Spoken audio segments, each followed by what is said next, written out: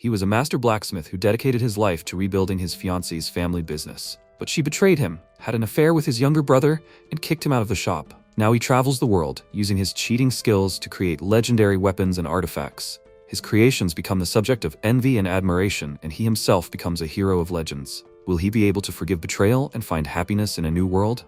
Let's find out. This story begins in a forge where the protagonist named Will Craft forged weapons. He activated the Golden Hand and connected to the divine hammer Mjolnir, then spoke the words of creating the divine weapon Amaterasu, the sacred sword of light. Until recently, he lived in the living room of the new workshop, which was also supposed to be the new home for the newlyweds. The protagonist left home and his fiancée Sirikal Hassan. It happened that his fiancée told him that she wanted to break off their engagement. The protagonist was dumbfounded. Why? Where did such a decision come from? After all, it was an engagement that their fathers decided to make. They had an agreement. He would inherit his father's forge, and she would inherit the Hassan trading house. The girl was silent and spoke, because she found true love. At that moment, his brother Setting came up to her from behind, gently took the girl by the wrist, kissed her neck, and greeted his brother. The protagonist was perplexed. When did they manage to get close? His brother replied that when Sirikal's father died and she was very sad, he was only busy with his work. The girl confirmed his words and added that he consoled and supported her, unlike him. MC was indignant. He had no other choice. He went out of his way to save the Hassan trading house from bankruptcy. Setting laughed and denied it, saying that it was all untrue. Things went uphill only because a large order accidentally appeared at that time. The protagonist was surprised? By chance? No, not by chance. Sirikal should understand. After the death of his father, he did not give up. This is what was appreciated. This is why a large order came. But why did all this happen now? They got a new house and a new store. The girl was silent. Setting answered instead. He apologized to his brother and said that he would have to move out. This was their home. They couldn't live together with her ex. The protagonist became even more indignant. Why couldn't they live in the girl's house? The brother replied that the Hassan trading house building belonged to her, which meant that he was the head of the family. The protagonist was even more surprised. The head of the family? Setting knelt down, put his hand on his bride's stomach and said that his child would be here. Sirikal lowered her head in embarrassment. The protagonist got angry, clenched his fists, and screamed. How dare he? The brother asked him not to scream. He was scaring Sirikal. MC pushed him in the chest and replied, "Let them do what they want with the house and the store." The girl called out to him. He stopped and asked her what she needed now. She would like him not to abandon the store.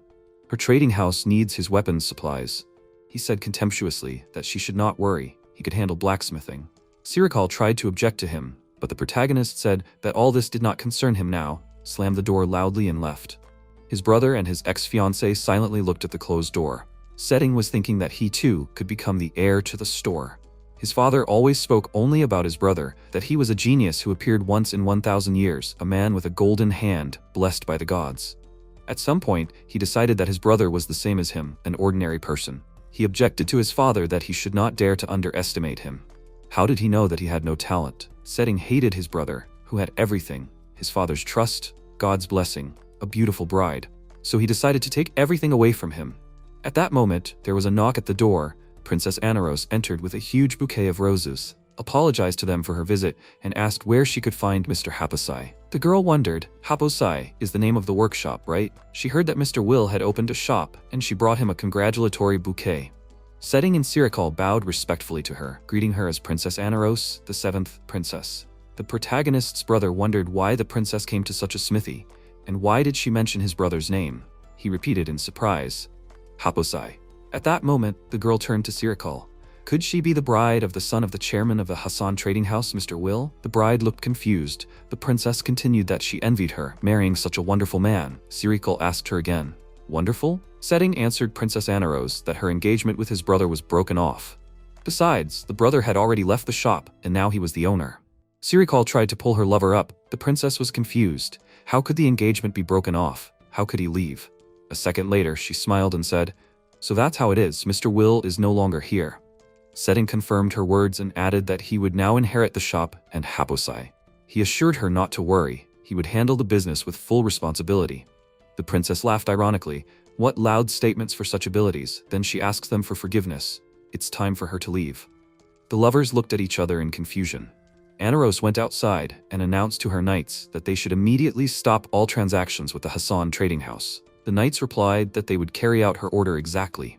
She added that it was an urgent order. She also gave the command to find Mr. Will at any cost. He couldn't have gone far. The head knight asked if his brother had inherited Hapasai's business. Then why would they look for the protagonist? The princess irritatedly answered their question with a question. What do they know about Hapasai? Meanwhile, the protagonist stood on the pier, thoughtfully throwing stones into the water and thinking that even if those two came to apologize, he would not return to the capital. He gripped his hammer tighter, activated the golden hand, and connected to the divine hammer Mjolnir. A circle pattern appeared on the back of his hand. MC remembered asking his grandfather Gankoji Craft what Hapasai was.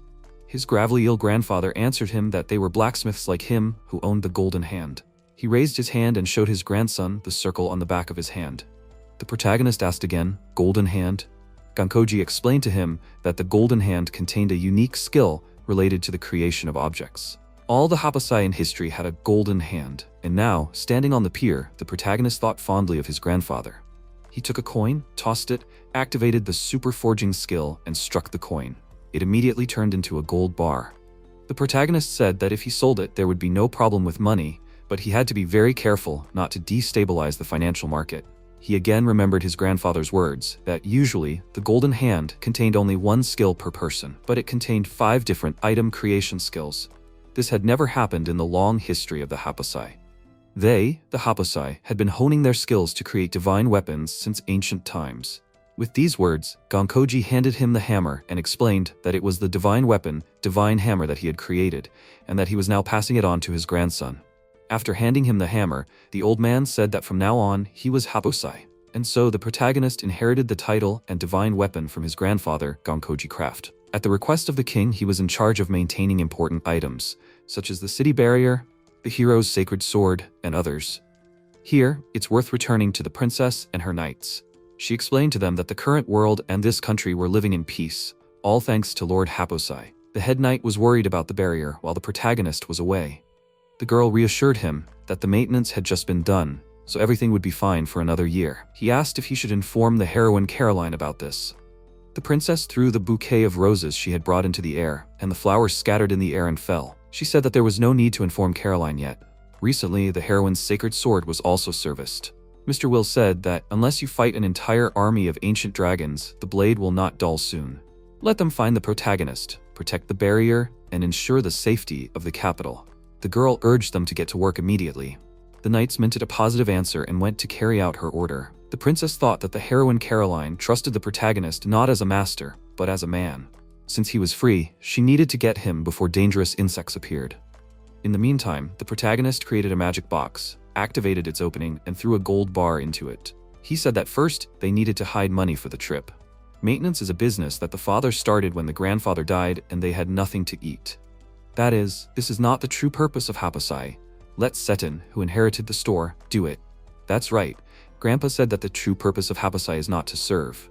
He remembered his dying grandfather again. The protagonist was crying at his bedside, and Gankoji told him that the divine hammer Mjolnir is a model. Let him use it as an example. Then he put his hand on his grandson's head and gave his order for him to fulfill the purpose of Hapasai. Let him offer gifts to the heavens. After which his beloved grandfather passed away. Now he thought about how his grandfather showed him the way. The protagonist flipped the coin again, hit it with a hammer, and activated the SSS rank random movement crystal, which randomly transported to places where a person had never been. The protagonist squeezed the crystal and cast the random slip activation. He promised himself that he would become a cool master like grandfather Gankoji. He needed to hone his skills, go on a journey, increase inspiration, and create an amazing divine weapon like the hammer Mjolnir. His transfer was successful, but he heard a loud female scream. He rushed at it and saw that the bear monster wanted to grab a girl named Boro who was just begging for help.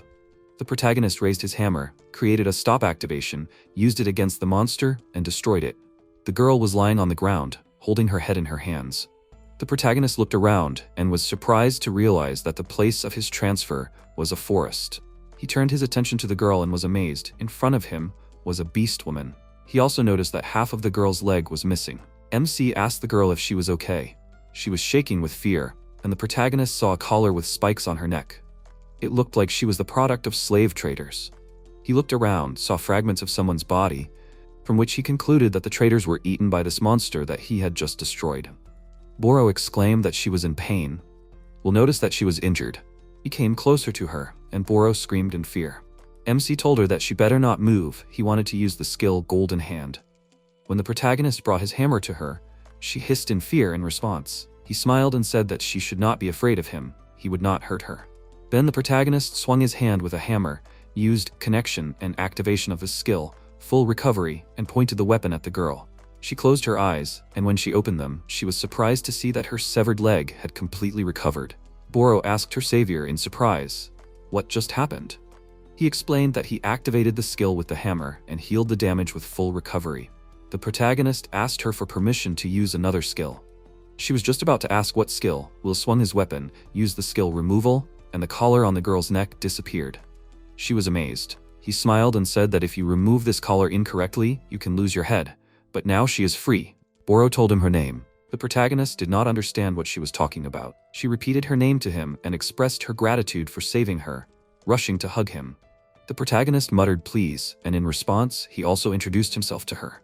He added that it was already getting dark and they should get ready for the night. He went somewhere. Surprised, Boro watched him. What was he doing? MC walked up to a tree, said it would fit, hit it with a hammer, and activated the tree log house transformation. The tree began to deform. The girl could not believe her eyes in amazement. What was this? The tree was turning into a house? Indeed, a solid house was flaunted in a powerful trunk and branches. The protagonist smiled and invited Boro to go into it. Meanwhile, in the borderland of the kingdom of Geta, the knights who arrived were surprised to see the defeated army of ancient dragons. They were amazed. Who could have done this? The main knight noticed the ice, and at that moment a girl appeared in front of them on the mountain from the destroyed enemies, in whom they recognized the heroine of the ice-sacred sword, Lady Carolina Iceberg. Everyone bowed before her in a respectful bow. One of the knights asked, "Is she alone?" Their commander answered him that one barrier around the city is not enough for complete solution to the problem. For peace in the kingdom, an ice heroine is needed. He turned to her and invited the girl to return with them to the castle. In response, she raised her sword and said that it had become dull. The chief knight obsequiously answered her that yes, even sacred swords wear out. He looked at her and was amazed. The always cold Lady Carolina smiled.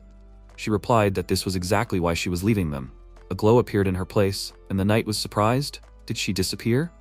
There was no one in the place where the heroine stood. She was transported to the capital of the kingdom of Geta, and on her shoulder was her faithful companion and assistant, a cat named Ice. She noted in a human voice that her mistress was in a good mood today. Perhaps she was glad that she would be able to see her beloved Mr. Will? Carolina confirmed, yes, she intended to see him. Ice said that she also loved him very much. His service was simply excellent. Never there was such a hapasai who would handle the sacred sword so carefully. And he also said that the blade would not dull until her mistress killed 100 ancient dragons, so she defeated a flock of dragons. For this she fought so hard? Carolina answered her favorite. Exactly, she fights with a sword for Mr. Will. He is the reason that she is here. After some time, the cat said that they came. The girl took out a mirror, looked into it. Ice hugged her head and ironically began to tease her check, check. Then she assured her mistress that her beauty was all right. They entered the workshop and greeted the owner. Setting rose to meet them, bowed before the girl, and greeted her by name. The girl asked him in confusion where the protagonist was. He replied that his brother was not here. Carolina went inside and said that she would wait for him inside then. Seton said that Will had been fired and that he was the owner of this shop from today on. The girl got so angry that the aura around her changed, which affected Seton too. He wondered in amazement, was it because of his brother? Caroline was irritated that this fool had kicked out Mr. Will. She turned around sharply, pointed her sword at him, and angrily asked him where his brother was. She wanted him to fix her sword. Seton exclaimed that if that was the case, then he would service the heroine's sacred ice sword, Iceberg, instead of his brother. Caroline thought, does he think she's angry because there is no one to service the sword? But she answered out loud that he is not up to it. The girl's cat, the spirit of her weapon, lay on the sword and decided to test its skill. Only her mistress and the protagonist could see her. Perhaps he could see her too. Seton exclaimed that he can sharpen the sword. His brother's work is a piece of cake for him. Carolina asked him if he understood what would happen if he couldn't handle it. The protagonist's brother took the sword, examined it, smiled and replied, let her rely on him. He smugly thought that when she learned of his abilities, she would continue to come to him. After all, his brother was simply born before him, and now he would take away everything important from him. He put the sword on the anvil, picked up a hammer, said, what his brother could do, he could do too, and began to sharpen the sword. Ice screamed in pain at that moment. Of course, he didn't notice her, and once again ran the grinding object over the sword, saying that it was so easy. The cat screamed in pain again, saying it was too strong. It hurt her. Let him be more careful. But he continued to sharpen the sword, since he did not hear or see her. She got angry, turned into an evil creature and slashed her huge claws across his hand. Setting, not understanding anything, screamed, "His hand, his hand." He did not understand where such wounds and profuse bleeding came from. Carolina calmly took her sword in her hands and said that this sword was furious. He did not hear the voice of the sword and serviced it as he pleased. Unlike him, his brother understood that tools have a soul and treated them carefully. Setting was indignant. What nonsense, objects cannot be angry. Ice told her mistress that it was useless to even talk to him. He is trash. The girl answered him that this sacred sword has a will. The protagonist serviced the sacred sword so that it showed the best performance. She added that she would not come here again. Both she and her sword appreciated his abilities. Compared to his brother, the difference is like between heaven and earth. She was about to leave. Setting tried to stop her, and at that moment, Sirikal entered the forge. She was surprised that Caroline was there, looked at her lover who was trying to stop her, who was exclaiming that it was impossible for him to give in to his brother, turned to him and asked what all this meant. He told her that he had angered the ice heroine. She said that she would not come here anymore, but even if she did not come, they still had many customers. Sirikal exclaimed indignantly that he was an idiot. If this girl hated them, it would be the same as if the entire country hated them, then everything would be over for them. Seton exclaimed angrily. What was she saying? His beloved shouted at him to shut his mouth. He angrily retorted, let her not yell at him. And anyway, what about the deliveries? Let her go and make them quickly. At that moment, there was a knock on the door. A man appeared at the door, who turned to the girl and said that the royal family was ending all transactions with them. Sirikal barked that she was busy. Let him get out. The man left, and only then did the meaning of what the man said sink in. She said in amazement, ending transactions? For them it was a blow to the heart. At this time, Bora was enjoying her stay in her new home. She admired everything, such a warm bath, delicious food, very comfortable clothes, and a soft bed. Hugging a pillow, she said that her brother Will is like a wizard. He laughed and explained that he gave this house heat insulation. It is one of his item creation skills, and he created food from the materials taken from the box, using super forging. Boro listened to him attentively, then admired his talents and declared that her brother is very cool. The protagonist thought with warmth that, finally, someone sincerely praised him. Lately, Sirikal constantly demanded something from him. For example, that a master should make 9,999 A-rank items per day. This is normal. The girl looked at him as if mesmerized. He even had to tell her not to look at him like that. But she said that her brother is a god. He thought that his grandfather was a genius beyond all standards.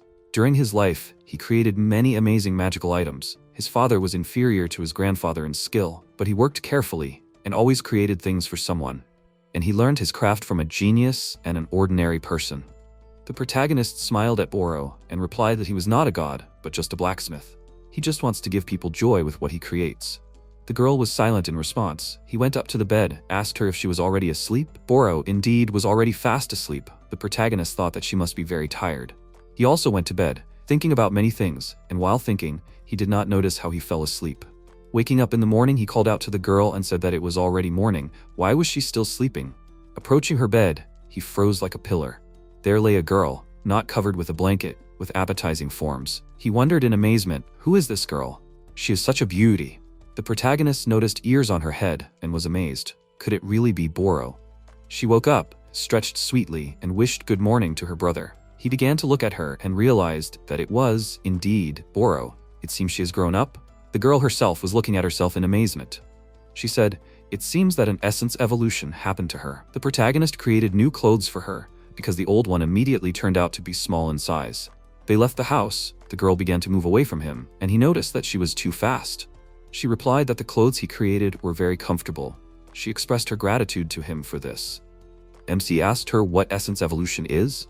Boro explained that when a monster absorbs a huge amount of magic, it evolves into a species of a higher level. Beastmen also have an admixture of monster blood, so the same principle works. There was a lot of magic in the food he cooked. The protagonist asked her in confusion, was she really going to go with him? The girl interpreted his words differently and asked, did he not love her? The protagonist explained that he did not mean that at all. She exhaled and said that she was lucky because she had no home to return to. She would like to serve next to him. MC thought in confusion that along with the evolution, Boro's character and manner of speech had changed. At that moment, she said that now she can give birth to children. The protagonist exclaimed that he understood everything and ran away from her in a panic. Boro called out to him to wait for her. Suddenly, he realized that he had stepped in water. It was strange. There should have been a village in this place. The protagonist saw a sign with a name that was too suspicious for a village. He said, "A lake? Where's the village then?" People appeared in the distance, and he decided to go to them and talk to them. When he and his companion approached and asked what they were interested in, the elder Arthur answered that the village of Dedend was located under this lake. The protagonist asked him if something had happened. The old man told him that there had been a heavy rain the other day, and their village was flooded. There were no young people among them, only old people, and they did not know what to do. Boro noted that even if there had been young people, it would not have helped. MC went deeper into the lake. Boro became worried. Where was he going? The protagonist came out on the other side, climbed a hill, and looked around. The girl asked him what had happened.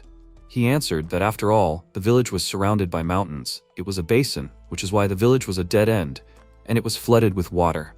The protagonist looked around in search of a place where perhaps what he had planned could happen. When such a place was found, he took his weapon and activated the divine hammer Mjolnir for the large transformation form, which caused considerable surprise to Boro and everyone else. The girls said that it was simply incredible. His hammer turned into a huge sledgehammer. The protagonist swung and hit the ground with the hammer. He hit again and again. His companion noticed that he made a huge hole, and another and another. Having made a large hole, he said that then they would go together and began to punch a channel for water drainage with his hammer. Having made the last blow, he noted with satisfaction that now everything will be fine. The hole began to fill with water from the lake. It became clear to everyone that the protagonist had created a reservoir. The elder noticed that the water was quickly leaving. When the water left completely, MC told the residents to return home. But unfortunately, during this time that the village was underwater, all the buildings fell into disrepair. Everything was destroyed. The protagonist was not surprised by this. It was expected. The old man lamented that, as he thought, everything was destroyed. The protagonist said that wooden houses are weak against water, and old houses even more so. He activated his item box, summoned a pile of stones with it. Arthur asked him what he was doing. MC activated the golden hand and called full restoration snulting. In front of the amazed people, the pile of stones turned into bricks, which one by one built stone houses. When everything was ready, the protagonist said that everything was fine now. He also strengthened these houses. A whole village of solid stone houses was built behind him. The elder was absolutely delighted. Their houses were restored, and they looked much stronger than before. The residents also could not believe their eyes in what was happening. They asked, "Is this not a dream?" Arthur asked him, "Is he, by any chance, a great magician?" At that moment, all the villagers, led by the elder, bowed low before him. Arthur thanked him and said that now the old people in the village would be able to live in peace. The protagonist smiled and replied that for a golden hand, it was easy as pie. The elder continued they would like to thank him. Maybe he needed something? The protagonist was embarrassed and replied that he did not need gratitude. Arthur said that if they could not give something to their benefactor, they would not be satisfied. Will wondered what to ask for. Suddenly, a great idea came to his mind. He asked the old man if they had anything unusual. For example, weapons or tools? Arthur was confused by his question, then brought him to a house where a sword was hanging on the wall. The protagonist exclaimed, "Is this a demonic sword?" Arthur said that a long time ago the hero defeated the evil god with this sword and saved the village. But then he went mad, and their ancestors sealed this sword in the shrine. The protagonist approached the sword, tore off the seal and took it in his hands. He examined it and noticed what a terrible weapon. The elder asked MC with fear in his voice, "Is he sure?" They could not even touch this sword. The protagonist asked the girl to wait outside. The girl resisted his offer. She cannot protect him outside. He sighed and muttered, "Okay, he will do everything quickly." Arthur said that this weapon cannot be removed from the sheath. The protagonist used the skill Destruction of Everything, level 1, hit the sheath with his hammer and freed the sword. Arthur was amazed. It was incredible. The protagonist examined the blade and noticed, poor thing, the blood remained on it. It was sealed for a long time, covered in rust. The old man asked him with apprehension, "Who is he talking to?" Will replied that if he imagined that a man was a sword, he could hear the voice of the weapon. At that moment, ominous black smoke began to appear from the sword. Boro shouted for the protagonist to be careful. The old man exclaimed that he should not approach it. "This sword is cursed. Whoever touches it will go crazy, a weapon with a bad past." Meanwhile, the smoke transformed into a terrible monster, which tried to snatch the weapon from MC. He was surprised. Who is it? What kind of monster? The girl was overcome with fear for her friend. Arthur was confused. The protagonist sees the spirit of the sword. He added that they say that only the chosen ones can see the spirit of the sacred sword. Does this weapon also have a spirit? The protagonist answered him that sacred swords have one drawback. The tool should be available to everyone, not the chosen ones. A sword that can only be used by a certain person is a certain curse. He continued to hold the weapon tightly, not letting the monster snatch it from his hands. The protagonist was covered in black shackles of the curse, but did not give in to the sinister spirit of the sword. Arthur urged him to let go of the weapon immediately. It drives everyone who touches it crazy. He was locked and abandoned in this dungeon. Boro could not find a place for herself. She was very worried about the protagonist. MC looked at the monster with pity, then at the sword and said that it was painful. Suddenly, the monster asked the protagonist to break it, and thus free him from the curse. Will said that he wants the tools to bring joy, and they themselves were happy that they are used. He will not abandon the tool that asks him for help. Then the protagonist activated the golden hand, raised his hammer to strike, which confused those present along with the spirit. MC said that he is the blacksmith Haposai. His job is to repair tools. Turning to the weapon, he said that he will complete it, and his name will be the Night Sky. He struck the weapon with his hammer. A terrible roar was heard, as if a clap of thunder cut through the air. Having struck the sword a second time, he used the skill Superfusion. A powerful wave of light was created in the air, which almost knocked the Elder and Boro off their feet. Meanwhile, in the kingdom of Getanerga, Carolina peered into the distance and asked where was the one she was looking for. Her attention was drawn to Ice, who pointed to a tall pillar of light on the horizon. She told her mistress that a new sacred sword was born. At that moment, the protagonist completed his work. An inscription appeared on the blade of the sword, and it transformed into a new, sparkling weapon. A girl of unearthly beauty appeared above him and said that she was glad to meet him for the first time. A brilliant master, no, her creator. The protagonist asked the sword if it hurt anymore. The girl replied that she was the spirit of the sword, the holy sword of darkness named Yozora, and thanked the protagonist for naming her. MC was surprised. A holy sword? The spirit said, it seems she was reborn from a cursed sword into a saint, and he is the creator of this holy weapon. Arthur couldn't believe his eyes. He muttered, what kind of miracle is this? Boro said, it's just unbelievable. This girl is so beautiful. Yozora was surprised. Besides her creator, who else can see her? The protagonist shouted at Boro to catch the sword and threw it into the hands of his friend. She caught the sword and asked in confusion, is the holy sword only usable by the hero? She felt uneasy, but then she began to swing the weapon as if she had always held it in her hands. The girl was amazed. Holding this sword, she understood how to control it. The protagonist said that this inspiration came to him thanks to her this morning. The girl was surprised. This morning? From her? The protagonist confirmed that it was so. This sword had evolved. The evolution of a weapon is unprecedented, as expected. In the Far East, it is customary to engrave the creator's name on swords, so said his grandfather. He simply engraved it using the power of the golden hand. The elder noted that holy swords are weapons brought to earth by the apostles of God. It was incredible, but Will is the first person to create a holy sword. The protagonist remembered his grandfather and muttered that his grandfather complained that he could never make such a weapon, so he is the first one to do so. Boro noticed that her friend was sad and worriedly asked him, did something happen? He created a great creation, a divine weapon. Is not that a reason to rejoice? He told her that this time he only finished what someone left unfinished. It was not something created from scratch. But what made him happiest was that Yozora was happy now. The sword spirit said with gratitude that he was her creator. The protagonist continued, someday he would create a divine weapon that he would be completely satisfied with, starting from scratch. At this time, Carolina and her pet continued to watch the bright glow on the horizon. The cat said that this was impossible. This holy sword was not brought from the divine world. It was born in this place. She felt with surprise that this sword was created by a person. Carolina asked her again, a person created it? After which she laughed. Ice asked her in surprise, what was the matter? Why was her mistress laughing? Carolina asked, her pet does not understand. The cat was struck by a guess, and she exclaimed, is this the protagonist? Her mistress confirmed that it was so, and added that the world would now recognize his power. Suddenly she tensed up. The world?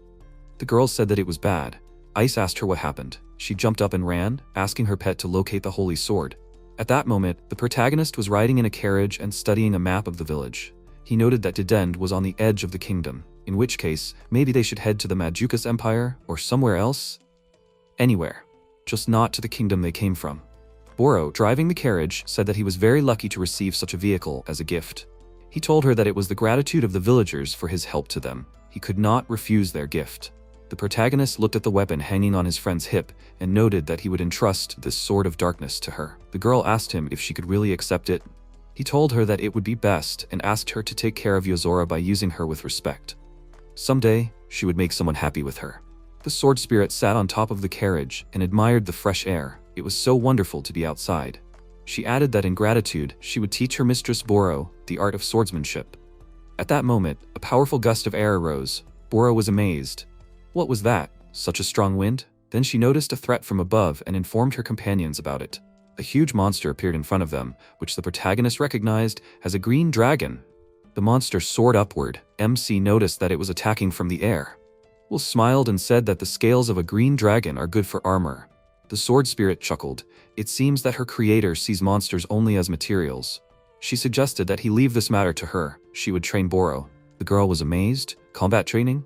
The protagonist replied that it was so. At the same time, they would test the abilities of the sword spirit. Yozora called on her mistress to step forward. She enthusiastically agreed to this proposal. The girls counterattacked. The spirit told her mistress to get ready. Boro answered her that she would do everything. She took the sword out of its sheath. Yozora penetrated the weapon. The protagonist watched in amazement what was happening in the air. Boro soared above the dragon and dealt him a powerful blow with her holy weapon. She happily asked the protagonist, did she manage it? And then she noted that the monster's wound was shallow. That was bad. The dragon got angry and released a huge fireball from its mouth. Boro became scared, but the sword spirit told her to look forward. Boro closed her eyes and cried out the spirit's name in despair. The girl appeared next to her and said that if she keeps her feelings locked in the sheath, the light of the soul sword will also disappear. She needs to open her eyes and feel with her heart. Even in the depths of pitch darkness of despair, one can see the light of hope. Boro was inspired by her speech, noted that she sees the enemy, and now she will finish him off. Yozora told her to go forward. She is also next to her. The girl quickly attacked the enemy. The sword spirit strengthened the property of her sword to help her. Swinging, Boro dealt a powerful blow to the dragon, and the enemy was destroyed. The protagonist praised her, saying, "Great work." Boro exclaimed in response that they did it. Yozora noted that she did not reveal even 1% of her power. If even such a trifle cannot be defeated with one blow, you need to use all your capabilities. Boro said with a guilty look that even with the sword spirit's buffs, it was not easy for her. She was a complete novice in handling the sword. The protagonists decided to support his friend, who had lost heart, and answered that for the first time, the result was not bad.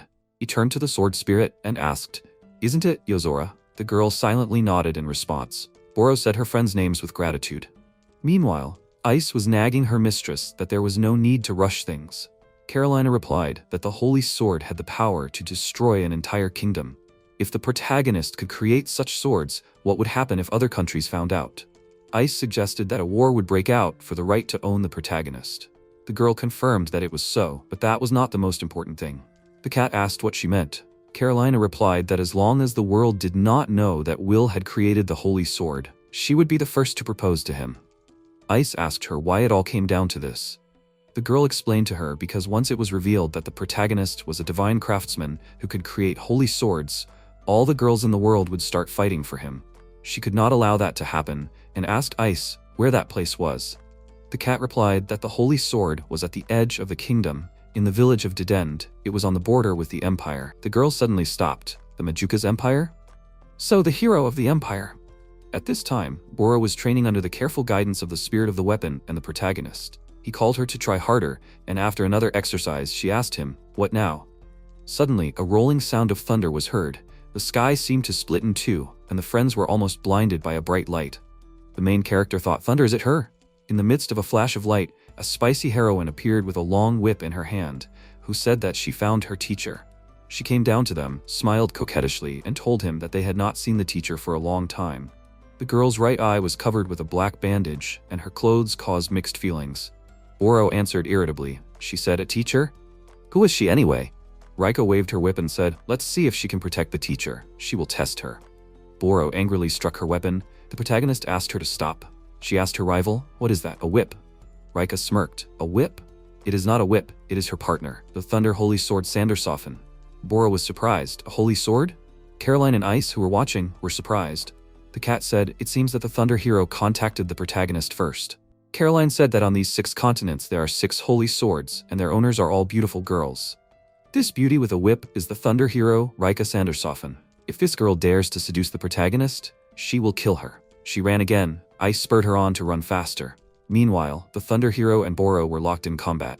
Rika swung her weapon and used a super attack with one grip. Boro was flipped over by the powerful wave of the blow, but she did not give up, exclaiming that the hero was about to get it. She struck back with her sword at her opponent's weapon. Rika said, "What hardness? This is a holy sword, right? But it can't even cut this whip?" She threw the girl back with a swing of the whip. Boro was thrown back again and spun. The Thunder Hero said, "Although she does not like to mock children, she will have to make the girl disappear." Boro realized that this was very dangerous. Her opponent activated air alchemy with an air block. Such a blow was created that the protagonist barely stayed on his feet. He thought that this lightning strike destroyed an entire mountain. He simply did not believe it. At that moment, his friend fell from above right into his arms. She apologized to him for not living up to his expectations. He told her that there was no reason to worry. Her opponent was simply too strong, nothing more. Rika scornfully said that this girl was too weak.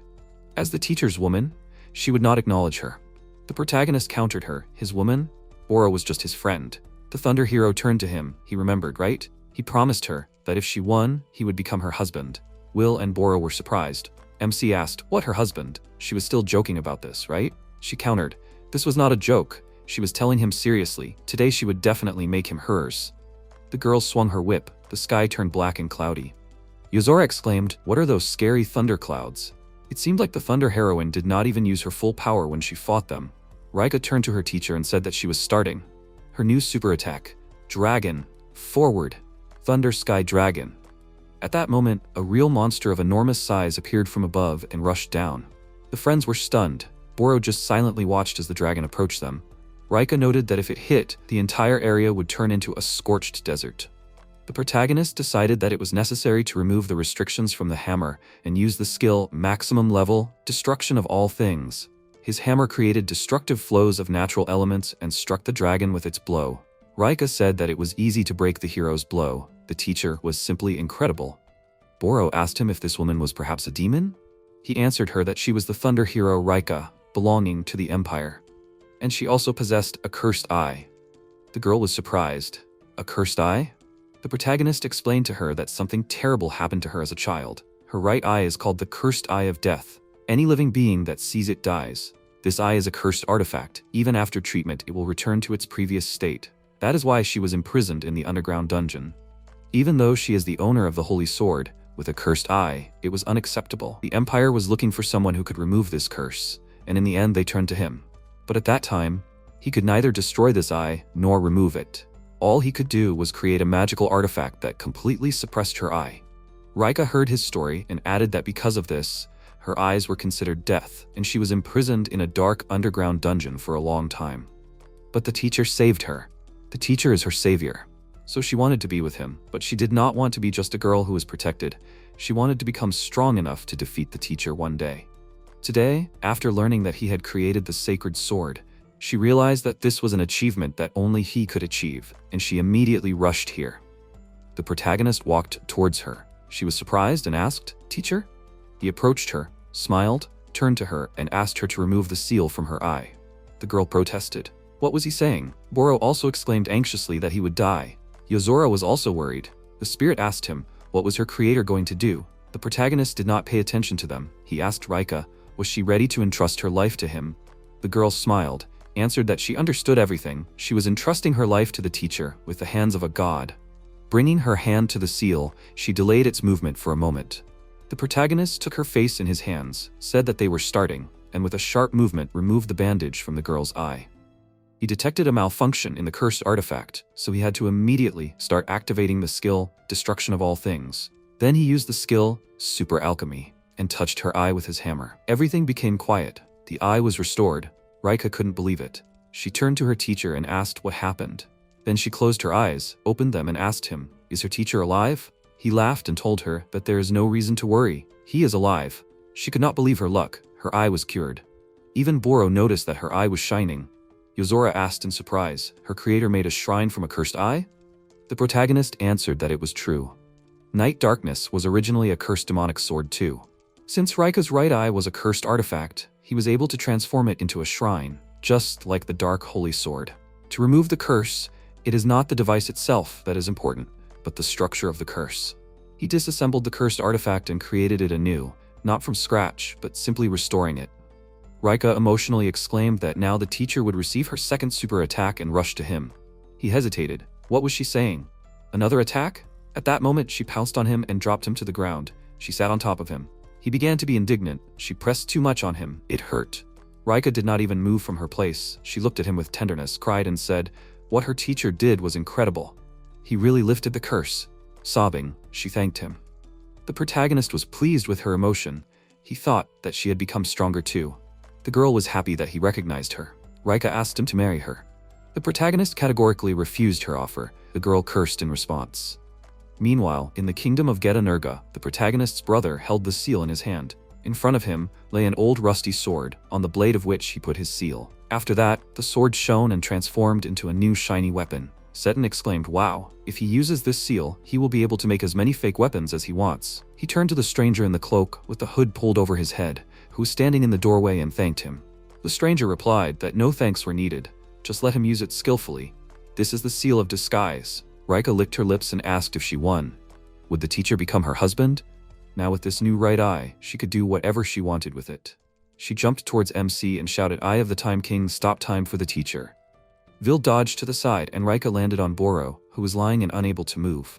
Rika asked why the spell did not work on the teacher, but worked on this girl? Vil smiled and answered because he was the creator of the artifact Eye of the Time King.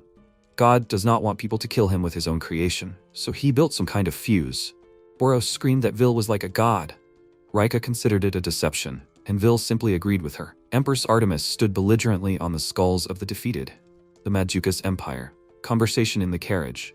Rika said that Vil did not agree to become her husband, but she must report to the Emperor that he has cured her eye.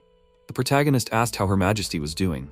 Boro, who was driving the carriage, heard the entire conversation. She suggested that MC take a look at everything himself. He pulled back the curtain and saw the capital of Carter in front of him.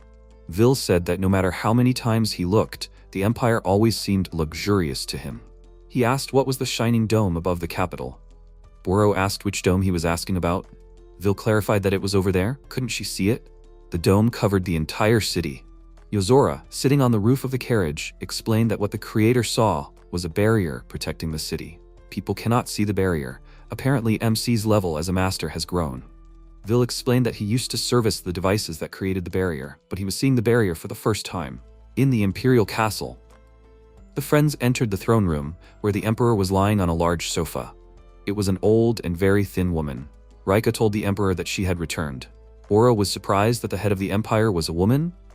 Rika said that in the Empire, those who are strong are at the top. Empress Artemis protected the country during an unprecedented crisis, leading her personal troops. She is the first female emperor in history. The Empress raised her head and greeted Vil. She said that they had not seen each other for a long time. Boro was very surprised by this acquaintance. Rika replied that it was the Empress who asked MC to help with her eye. The Queen was coughing, but said that she was grateful that Vil removed Rika's curse twice already. She apologized for her cough. The maid handed the Queen a handkerchief. Boro asked about the Empress not feeling well. Rika lowered her head and said that the Queen's lungs were affected. The cough was very strong. Even modern medical technology cannot cure the Empress. Artemis wiped her mouth and said that there is not much time left. She gave the bloody handkerchief to the maid. Vil said that it is not so. The Queen will definitely recover. Artemis did not agree and said that the body is destroyed. According to the doctors, there is not much time left. Vil was surprised that the body was destroyed. The Empress said that she was glad to thank Vil before she died. MC bowed and said that he had one request. Artemis allowed him to speak because he saved the hero. He is a benefactor. The protagonist asked for permission to cure the Queen's destroyed body. Artemis was surprised. She said that the doctors had given up. Even the Holy Virgin could not cure the body. Besides, he is just a blacksmith. Objects and people are completely different. MC continued that his skills are enough to treat wounds and injuries, but not diseases. After all, the Queen just said that the body is destroyed. He will not treat the disease. He will restore the body destroyed by the disease. Rika was happy and shouted that the teacher really is like a god, and asked to let the teacher try. The Empress agreed and lay down on the sofa more comfortably. She said that since the teacher cured Rika, she trusts him. Vil raised his hand with a hammer up and ordered the golden hand to activate. He let go of his hand with a hammer and touched her body. A mark was left on the Emperor's chest, and then her body began to glow. It turned into a large ball of light. Rika said that this was an incredible light.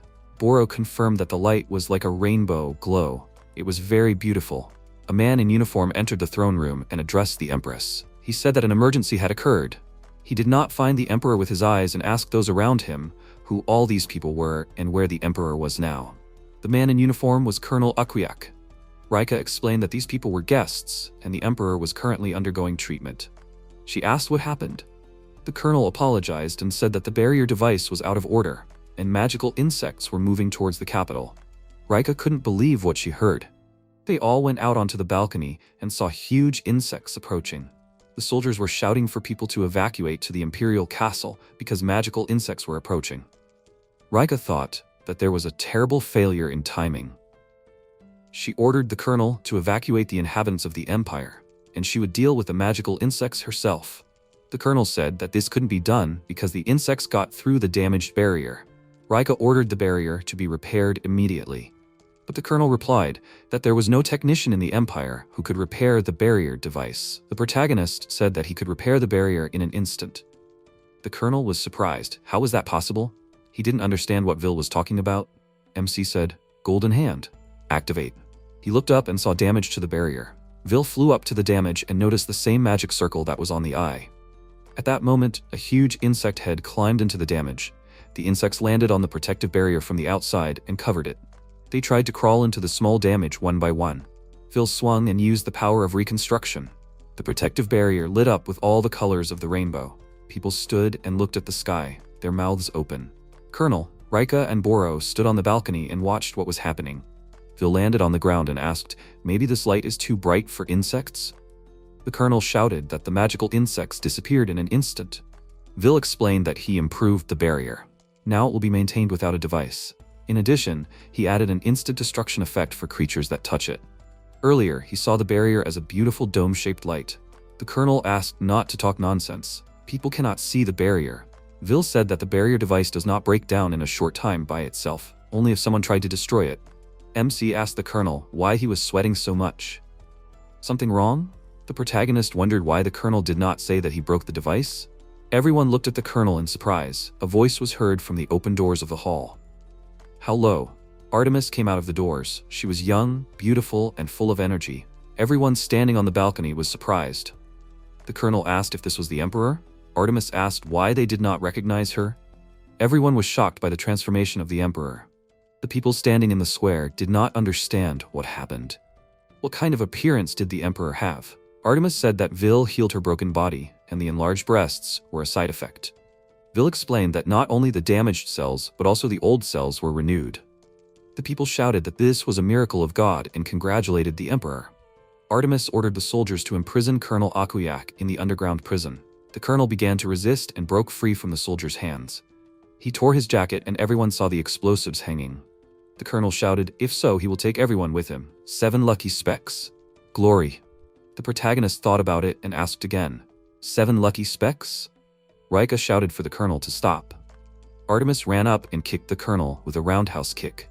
She shouted that she would not forgive those who harmed the inhabitants of the empire. The colonel flew high into the air from the blow and an explosion thundered. The people in the square in front of the castle rejoiced and shouted the name of the Emperor. Artemis asked Vil how she could thank him for his help. MC replied that a reward in the form of a beautiful smile would be enough. The Emperor's cheeks turned red with embarrassment. Boro said that Artemis was probably popular. Rika said that the Emperor never married. Rika suggested that Boro form an alliance for a while. Boro agreed. Vil stood below in the square and kept thinking, what does the 7 lucky specks of dust mean? The royal capital, the Hassan trading house. In the large room, many letters are scattered on the floor. Cyril sits at an empty table and cries. She thinks that since the royal family stopped ordering from them, the aristocrats have stopped coming too. If they lose another big client, it will be the end of the company. There is a knock at the door. Cyril shouts that she is busy now and asks them to come back later. The door opens, and a girl in a black cape comes in. Cyril recognizes the girl as the guild master. She doesn't understand why the master of an S-rank adventurers guild is here. Cyril bows and apologizes. The guildmaster says that she wanted to express her gratitude for the magnificent sword they purchased from the trading house earlier. Cyril realizes that it was the sword that Vil created. She says that it is an honor for them to be of service. The guildmaster continues that they also received 50 A-class swords the other day. She kicks the chest that the swords were in. Cyril was delighted and said that she had put her heart and soul into them and asked how sharp they were. The guildmaster said that they looked beautiful, but their sharpness left much to be desired. She took out one sword from the chest, threw it up in the air, pulled out her saber, and with one movement, the sword broke in half. The pieces fell right in front of Sirikal's feet. The guildmaster screamed that they looked like Class A swords, but in fact, they were blatant fakes. Sirikal was surprised, and the guildmaster continued to curse that her important subordinate almost got seriously injured. In this regard, they are suing the Hassan trading house for fraud. Sirikal knelt down and cried. She apologized and begged her not to do this. She promised that such a thing would never happen again. If they were to be sued now, it would be the end of everything. The guildmaster said that the Hassan trading house had fallen low. She turned around and walked out saying, "See you in court." Sirikal begged her to wait. At this time, in the forge, Seton stood in front of the swords and said that it was quite easy. He remembered how one day, when things were bad, a man in a black cape came. He handed over the seal and said that the curse of counterfeiting works perfectly. You just need to press the seal. The principle of the seal was that he bought cheap swords, put this seal and changed the appearance, then sold them for a higher price. Sirikal entered the room and screamed. She turned to Seton and threw a broken cheap sword at him. She asked what this all means. Seton turned to her and said that this is the sword he created. Sirikal indignantly asked, "Is this a fake?" Because of him, the S-Rank Adventurers Guild filed a complaint against them. Seton smiled and said, "The main thing is that the swords are sold. At the sales stage, they are already making a profit. Now, quantity is more important than quality." Sirikal yelled at him not to say that. Sales can't be more important than quality. Such words are unacceptable for a master. If you lower the quality, all the customers will leave. She was upset that Seton didn't even understand this. He claimed to be better than Master Will? She asked him to make an A-rank sword. She only needed one sword. Sirikal asked about Seton not being able to do that, right? Tears flowed down her cheeks. She said Seton was stupid and incompetent. She finally understood that Will was actually supporting the Hassan Trading Company. He made good products, so the swords sold. Seton was angry. All this talk about his brother again, but he will instantly turn the weapon into a sacred artifact with this cursed item. Sirikal said he was really stupid. There was no way such convenient things could exist. She remembered Will and said she was stupid too. Seton took Sirikal by the hand and asked her to wait, but received a slap in the face. Sirikal said that unlike him, Will was much better. She turned around and left. Seton slapped his hands on the floor in anger. He kept repeating, "Brother." He didn't understand why Will was the best at everything. He screamed loudly into the void out of helplessness. Evil consumed his mind. There was darkness above the trading house. A young man in a black robe stood in the forest and looked at the city. The black pillar was visible from afar. Will was holding a map in his hands. Boro called his name and said, "This is the territory of Dairori, given to him by Queen Artemis." Although Will thought that gratitude was unnecessary, the emperor decided to thank the man who saved the empire 3 times. Boro asked, "So Will craft Dairori, right?" Will said that it was too long and suggested just calling it Vile Craft. He was glad that there were mines in the territory. It seemed they would send people to manage the territory. He said that he would like his own workshop. Boro pointed to the side and asked, "What about that village?" They reached the village, but there was not a soul in it. Suddenly they heard a scream and saw a frightened girl running. She tripped and fell, and behind her stood a huge lizard. A grate appeared between them and the girl screamed, "Erka is gone." The paw with claws could not reach the girl's face. Will made this protective grate with his hammer. Boro rushed to help the girl. She said that she does not forgive those who harm girls. The girls stood in front of the bars and asked them to stop and not kill the grandfather. Will and Boro did not understand what was happening. Boro pointed at Will and said that this man was Will Craft Dairoli. The girl asked again, "Dairoli? Is he the new lord?" People began to come out of their houses. They knelt down and began to ask for help in the village. Boro asked what they meant. The whole village had gathered in the big house.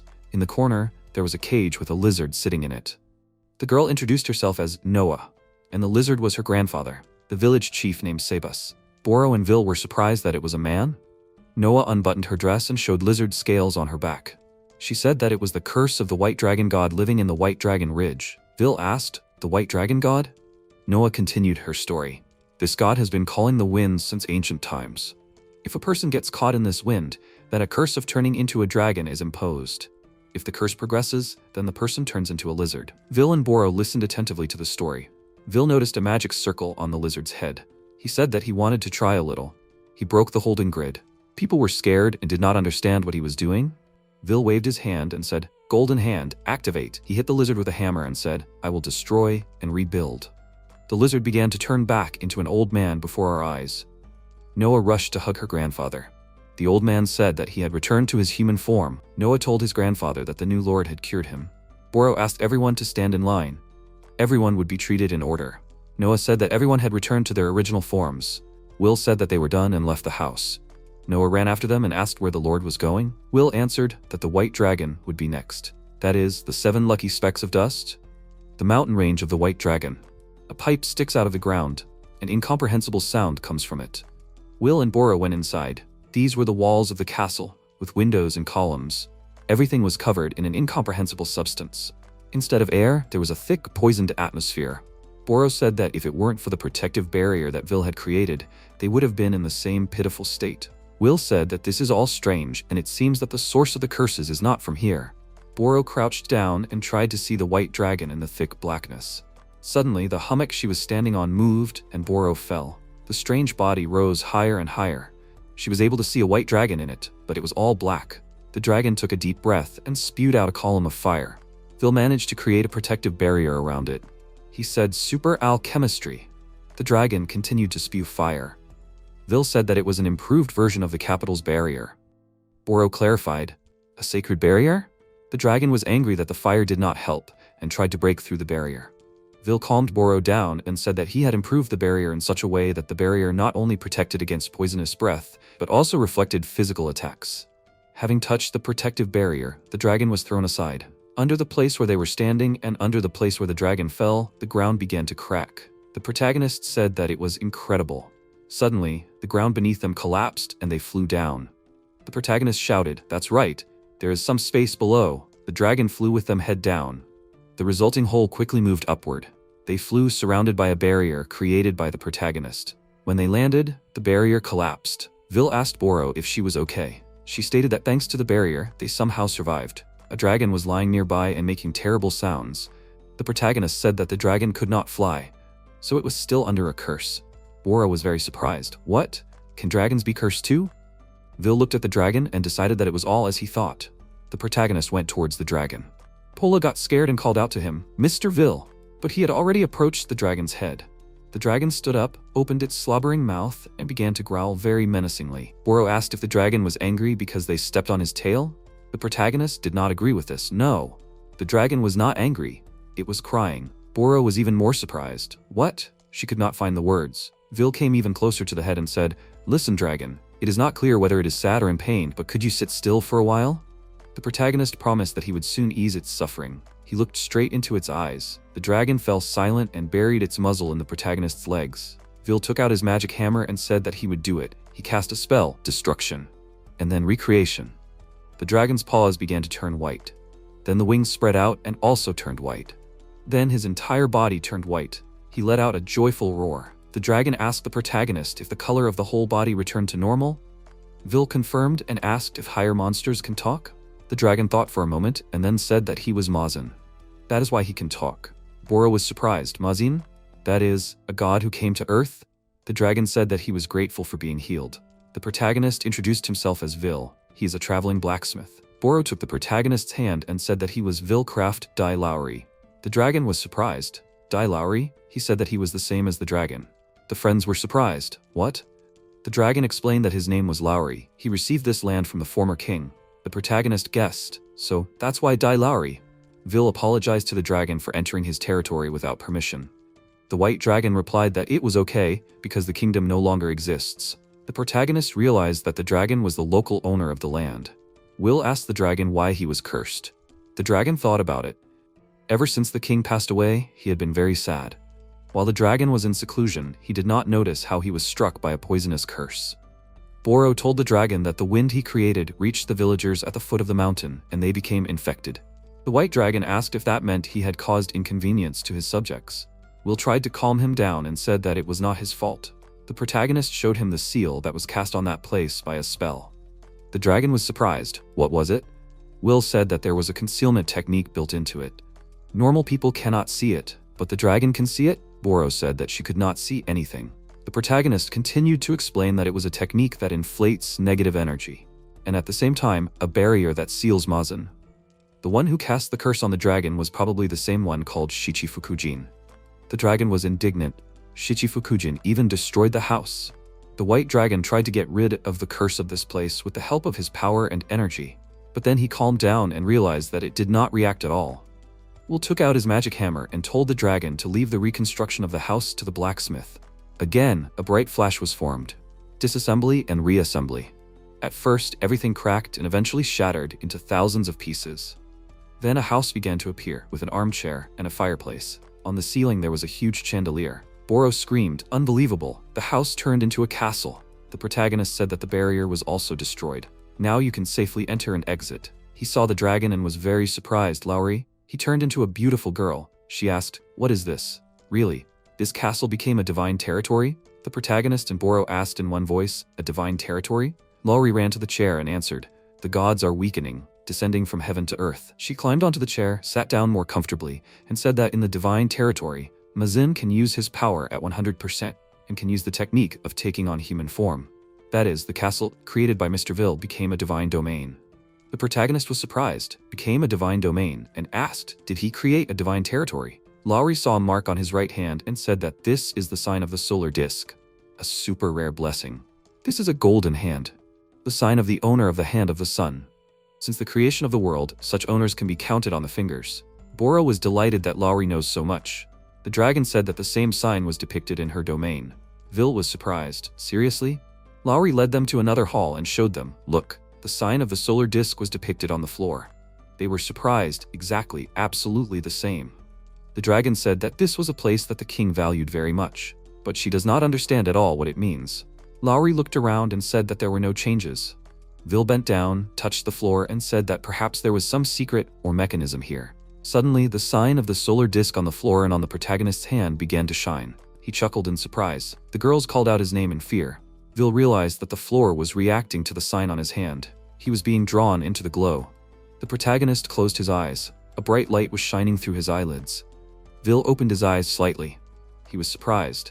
He was in the center of some hall. The protagonist left the room. There was no one around. He saw a standing city. What was that? The protagonist heard a voice asking if he was okay. Vil looked around and shook his head, but there was no one around. He asked, Lowry? And said that he heard a voice in his head. Lowry's voice in the protagonist's head said that it was telepathy. This is Mazin's ability. You can communicate with people at a distance in your mind. The protagonist was very surprised. Unbelievable. Boro was very worried. She and the dragon were standing in the same hall where Vil disappeared. Lowry was talking to him. She said that you can also share 5 senses. He absorbed the earth like Wile's level, but it feels like another place, as if they were in a city? The protagonist replied that it was. He walked and ran into an invisible wall. Vil was surprised. A wall? He touched it with his hand. He said that it was daylight here, but there was no sun. Lowry asked, what is this? The protagonist said that this is not a real sky but an illusion. Everything is done artificially. Thought dawned on him and he was surprised. What? The sign at the entrance and the artificially created space, this entire beautiful city, is the Haposai workshop. They say that no one can enter the Haposai workshop. The protagonist heard this from the old man. There is such a strong Mazin as Lowry, then no one can get here. The dragon confirmed that she is like a small guard statue.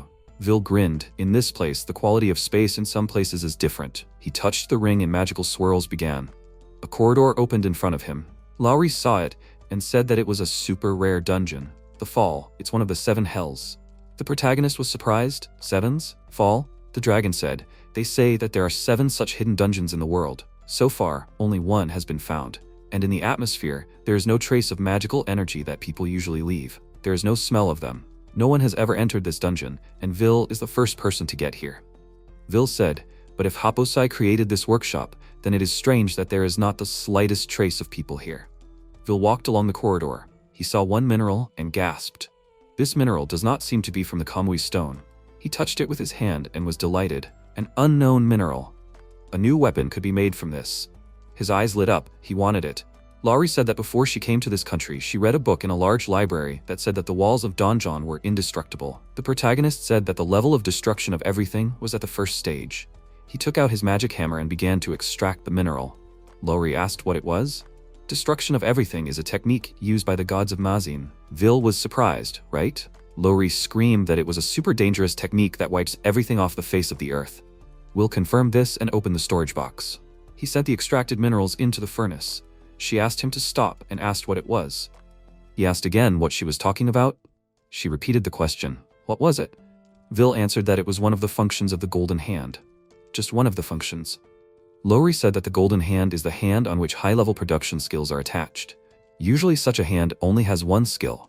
The protagonist told her that in his case there are 5 skills: super processing, resolution of everything, and full recovery. Lowry couldn't believe it. It can't be. He calmly replied that he didn't like his 5th skill. It's like a one-time skill. Okay, that's not important. First he needs to finish the dungeon mapping. Lowry suggested that they go around the entire dungeon now. The protagonist did a little tinkering with his magic hammer and said that it was already finished. The dragon was surprised. What? When? Phil said that it was the super processing skill. He unrolled the folded map and showed it to her. Here. Lowry was perplexed. No, here. And how? No, how did he even find out the information in the labyrinth? Who is he anyway? The protagonist said, when he hit the mineral, he used the blow that passed along the ground to explore, like sonar. The dragon asked, is he a bat? No, he's like a god, not a mason. He didn't agree with her. He's just a little skilled in creating things. He's a blacksmith. Bora was sitting on the balcony. Lowry saw the protagonist returning. He was floating with the help of magic. Vil waved his hand and said that he was back. Bora rushed to hug him. Mr. Vil. She said that she was very worried. He was surprised. Not even an hour had passed. The dragon smiled and said that 10 days had already passed. In the hidden dungeons, time flows differently than on the surface. The protagonist was very surprised. That's what. He said that as an apology, they would give Boro a gift. She was surprised. What? A gift? Will hung a beautiful hairpin on her hair. He apologized to Boro for making her worry. Vil stepped aside and asked quietly, hello, can she hear him? Boro heard him with the help of the hairpin. She was happy that she could now talk to the protagonist anywhere. Boro hugged the protagonist and thanked him for the gift. Lowry was surprised. It was telepathy. Vil told them that with a hint from Lowry, he created a telepathic hair ornament by processing minerals from the walls of the labyrinth. The dragon stated that this meant that the ornament was now an indestructible telepathic artifact. She said that it was amazing, and she could not believe it. Vil said that he now had one request for Lowry. She was surprised. A request? After some time in the village of Loraemon. The mayor of the village was working on something and kept coughing. The granddaughter asked him to rest a little and not to overexert himself. He resisted and said that he wanted to develop the village as quickly as possible. The granddaughter did not calm down and told him that this was the duty of the Lord.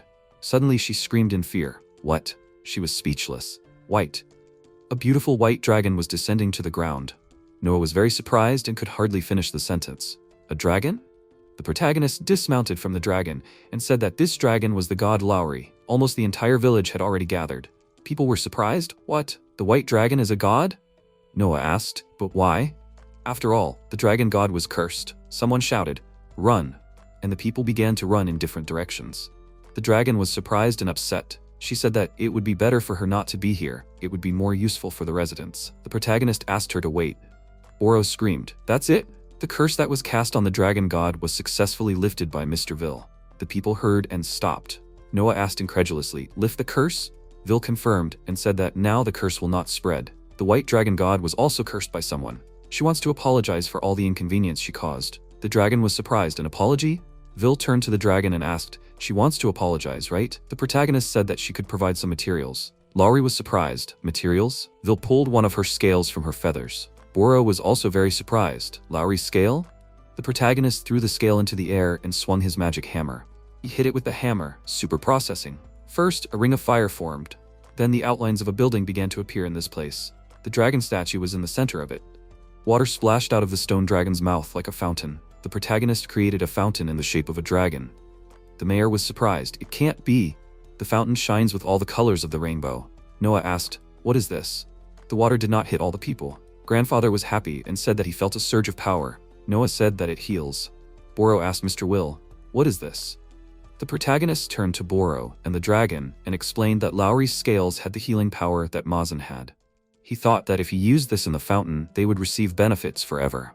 Then the protagonist turned to the people, spread his arms out in different directions, and shouted loudly, this is the healing power of the white dragon god.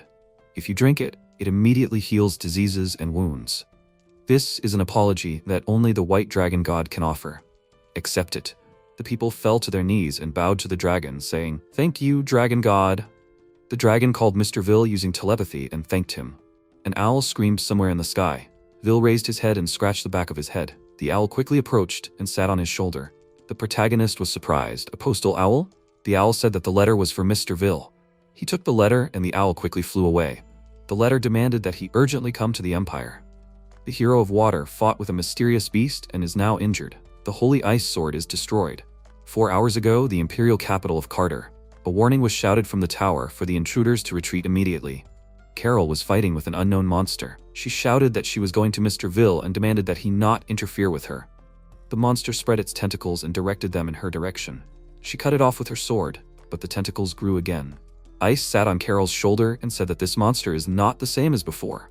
She needs to use weapon magic if all else fails. Carol took the sword in her hand and raised it up. Magic circles were created. Double moon shard. She directed all her power at the monster. There was a big explosion, and the monster flew apart into thousands of small pieces. Ice said, "A spell sealed by the lunar cold of the full moon and the destruction of the crescent moon.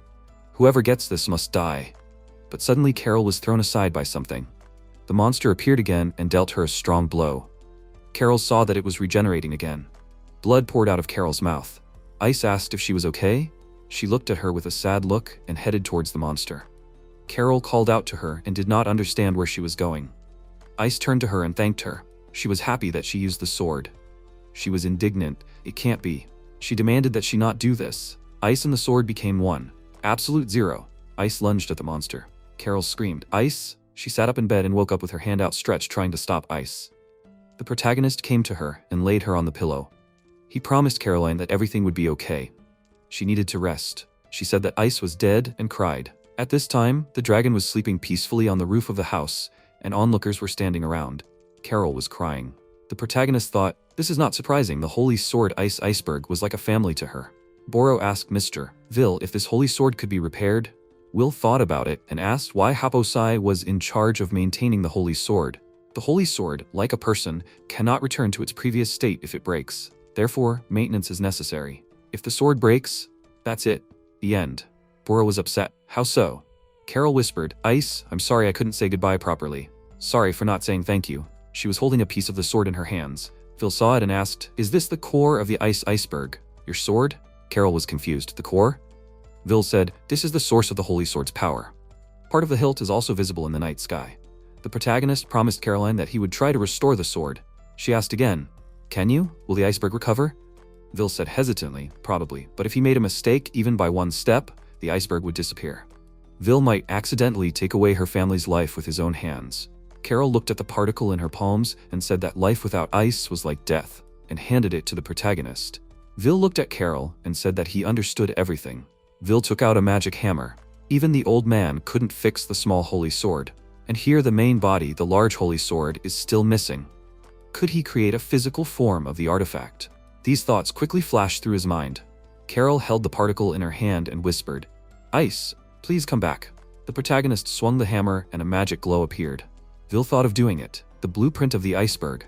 What is needed and how to process it. Launch. 5 production skills, combining the skills of the ancestors. He is creating a new skill. Vil gathered all the energy into a hammer and hit the particle that Carol was holding. Repair. At this time, outside the castle, the monster's tentacles were emerging from the freeze. Rika stood and watched it. This creature that the ice hero and the holy sword iceberg sealed at the cost of their lives, what kind of monster is this? A huge army stood behind her. The monster released its tentacles and pointed them in their direction. Rika ordered to shoot. The tentacles flew into small pieces. The commander turned to Rika and said, "This creature was killed by the ice hero, but it quickly regenerated." Rika replied that it was unpleasant. "How about eating her thunder?" She pointed the thunder snake at the monster. Rika laughed and asked if the monster felt how pleasantly it tingled, huh? The tentacles continued to reach for her, and the soldiers tried to shoot them off. Someone shouted that the tentacles should not be touched because they could lose their strength because of it. Rika cursed and said that she could die from electricity. The warlord shouted in fear that the ice restriction would soon disappear. Rika gave the order to retreat. She would do everything herself from now on. Holy sword technique. The voivode asked again. The technique of the holy sword? This would reduce all of Rika's magical power and shorten the lifespan of the holy sword. Rika ordered not to interfere, and he understood. He ordered the soldiers to retreat and all together defend the capital. Rika apologized to Sander for being a rude owner. The whip in Rika's hands told her not to worry. The whip's determination had long been made.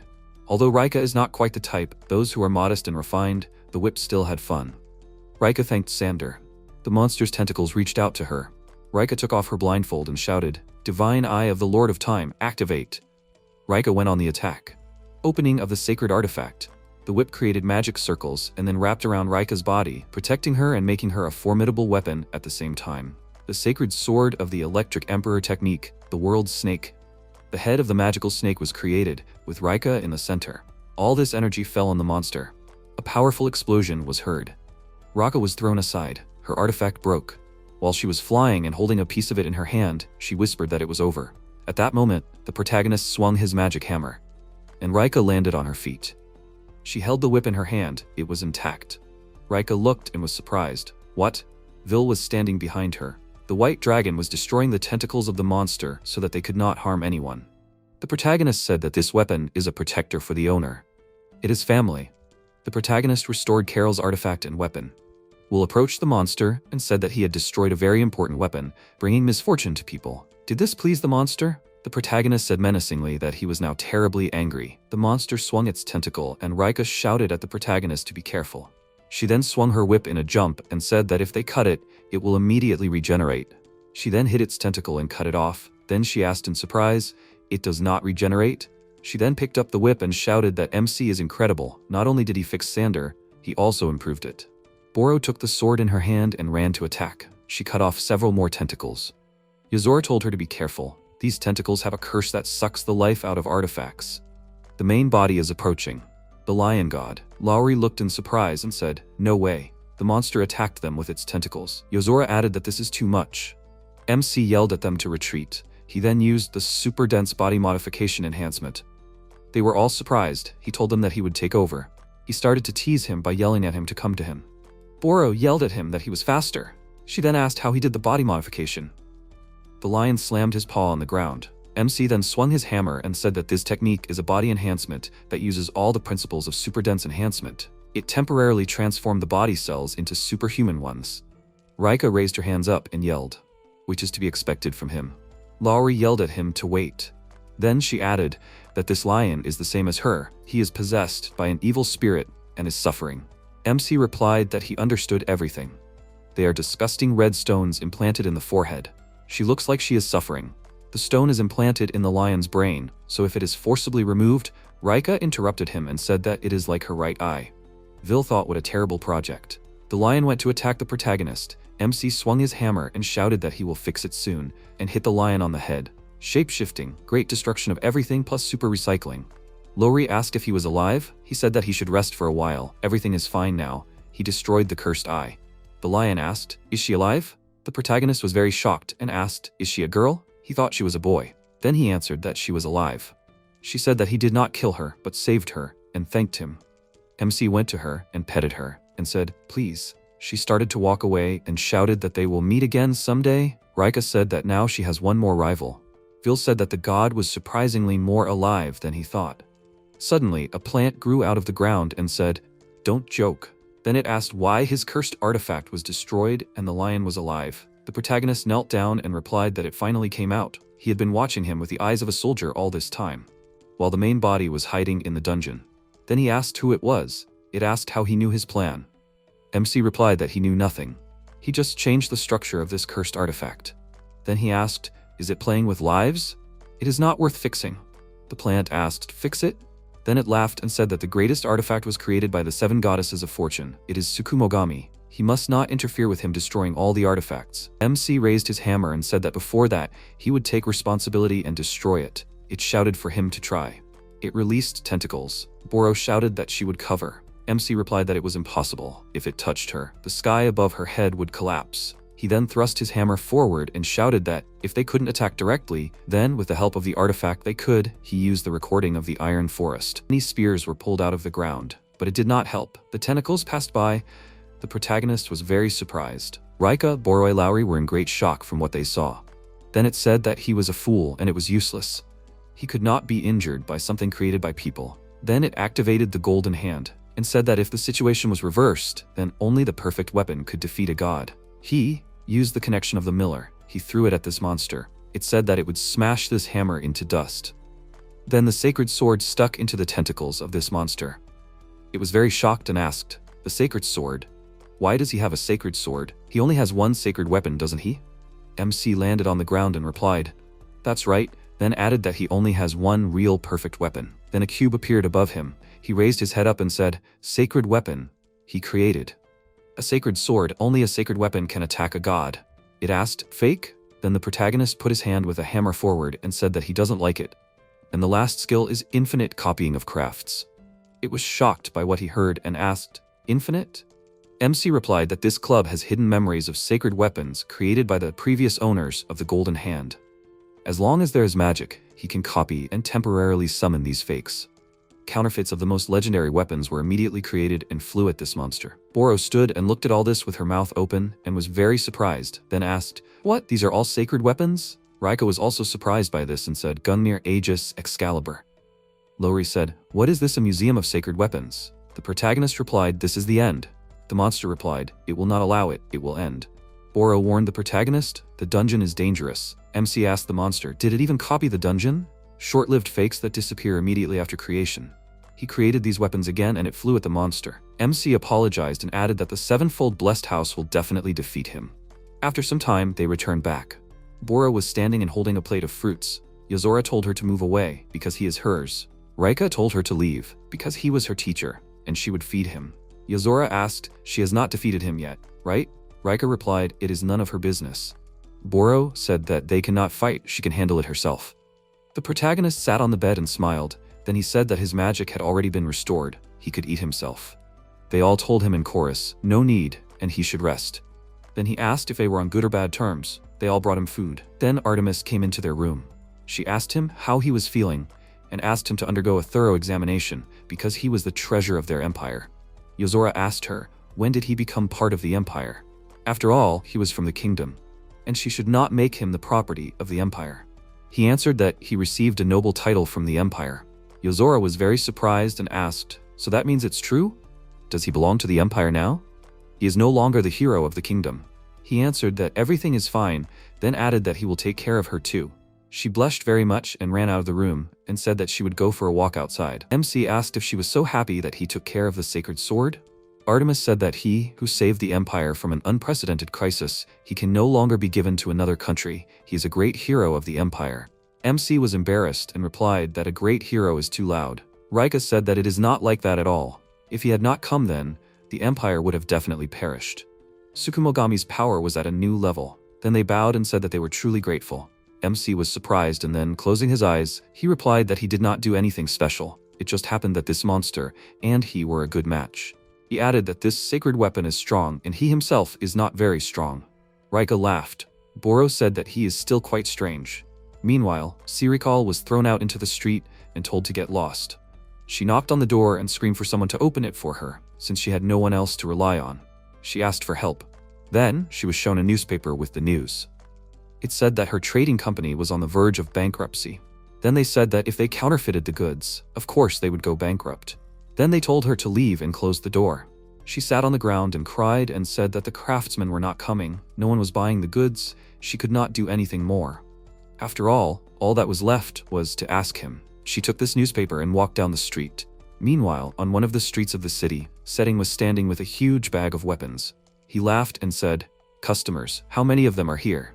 Then he put this bag on the ground and shouted for them to come and look at all the items they were so eager to get. 2 people came up to him and offered to look. He began to untie the bag and said that they were lucky. After opening the bag, he added that he did it. Everyone was surprised and said, "Excalibur is the weapon that was lying in that pile." They also said, "Aegis." Gaia's bow. Setting said that these are all legendary items and the price is only 1,000 gold each. One of the buyers picked up the sword and asked in surprise, 1,000 gold? For Excalibur? Setting wondered what they were buying. After all, these were just cobblestones from the road. He thought he would make a lot of money. Then the buyers started checking their weapons, and one of them said that his starting spell was not suitable for Excalibur, but he would try it out. He swung and cut through the ice. Setting spread his arms out to the sides. Raising his head up, he asked, "How do they like it? This is the power of a legendary weapon." All the people started running up and jumping into this pile of weapons and shouting that they were buying it. After all, it was cheap. Then the one who was checking the sword on the icicle asked everyone to wait. Setting turned to him and said that he should not hurry. After all, he wanted to get Excalibur for 1,000 gold. He replied, no, he would not pay a penny for this piece of junk. He showed everyone that the sword broke from just one blow on the ice. After all, the legendary Excalibur won't break just by cutting an icicle. It's all fake. Setting asked in surprise, what was he talking about? Excalibur can break too. They answered that a legendary weapon can be recognized by its unique power just by holding it in your hand, but it's a simple fake. After all, he had never seen a legendary weapon. Everyone started shouting that he shouldn't deceive them and called him a fake master. Setting said, what do you mean, a fake? Then he grabbed his head and said that he was a master hired by the Hassan company. He has talent. They asked him, Hassan, is it serious? Another answered that today's newspaper wrote that they were in trouble. They started shouting that the Hassan Trading Company was selling fakes, and they would no longer buy from them. They called them scammers. Setting said that it was not so. Then he shouted furiously that he had talent. At that moment, Sarika came and asked what he was doing. She told him, how could he? He replied that he just wanted to save the Hassan Company. She told him that he had enough of this nonsense. There was only one way to recover. She showed him the newspaper and told him to bring Vil back, and suggested that they go and apologize together. The newspaper said that Vil Craft was a great hero who saved the Empire. Setting kicked her in the stomach, and she flew to the side. She lay on the ground, holding her stomach and screaming that it hurt. She asked him what he was doing. She had his child in her stomach. He replied, Vil, what is this? He shouted furiously that he was fed up with this. Leaning on her hand, holding her stomach, she asked what kind of nonsense he was talking about. If he came back, everything would go back to normal. He waved his hand and said that he would rather die than apologize to him. What kind of great hero is this? What kind of legendary weapon is this? All this bullshit. Then he walked up to her and added that he was here. What did she not like?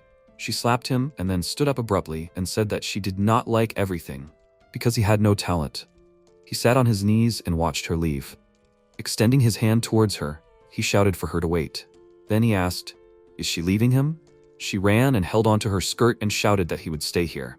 She would go apologize to him herself.